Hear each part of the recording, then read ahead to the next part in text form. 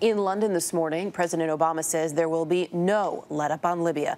Military and diplomatic pressures will continue, trying to force Muammar Gaddafi out of power. Last week, 4 Western reporters, including James Foley of the Global Post news agency, were freed by the Gaddafi government after 6 weeks of detention and questioning. James Foley joins us this morning in the studio to talk about his ordeal. It's his first TV interview. Good to have you with us this morning. I appreciate it. Probably nice for you to be sitting in that chair, too, I would imagine. It's nice to be back in the U.S. You got to Libya in March, as I understand it, reporting there. Obviously, this has been a really fluid situation as we've been following it in Libya.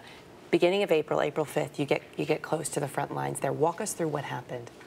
Well, we were going out to report on what was actually happening on the front lines. It's very important in this kind of war to see if what the rebels are saying they're doing is actually true. So it's important to go out there and confirm and to go back to report to our agencies. That day, we hitched a ride up to the front lines, and we were told that Gaddafi forces were very close. We decided to get off the road because we felt it was safer due to normally shelling coming from the road. Unfortunately, Gaddafi forces came right over the hill, and within seconds we were under heavy fire. The rest of the rebel vehicles retreated, and we were under heavy fire and immediately pinned down and had to surrender. And so then what happened next? Heavy fire, you surrender, and then there you are with Gaddafi forces. There we are. I jumped up. Tried to say we were journalists.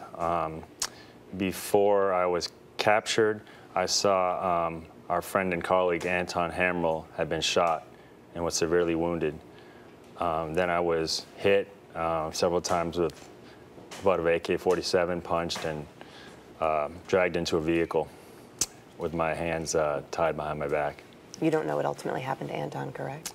We believe due to the severity of his injuries, he passed away.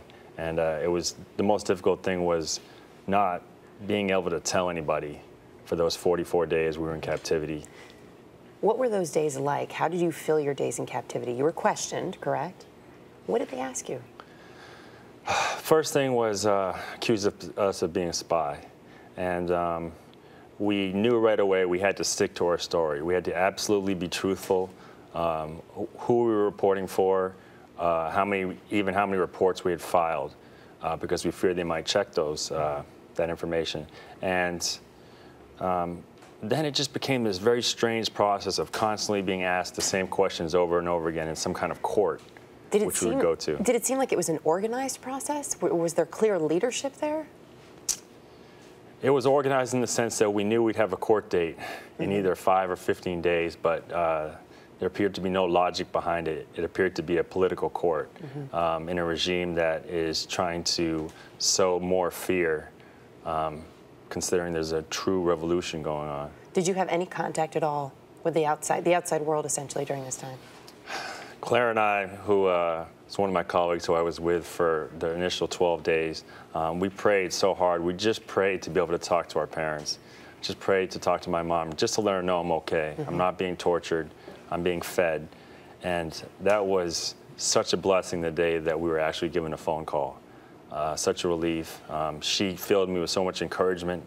Friends from college, friends from Teach for America, who I used to teach with, were all over the country really pulling for me and trying to get media attention. And my family was appearing on so many TV shows just to try to get attention to the State Department and diplomats that we were continually held. And that was really the only contact I had until the Hungarian ambassador came. And ultimately you were freed. Claire as well, I know you're going to meet up with Claire later today. Yeah. Real quickly, I have to ask you, would you go back? I think it's a very important story. I mean, what's going on right now is fascinating on a journalistic level.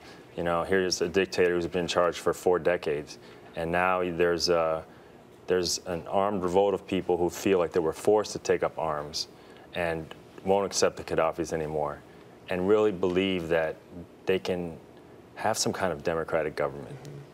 So that's a yes or a no? That's a yes? That's a yes eventually. All right. Well, keep us posted. James, really good to have you here. And I know your family's happy that you're the one on TV this morning and not them. Thank you so much. Thanks again.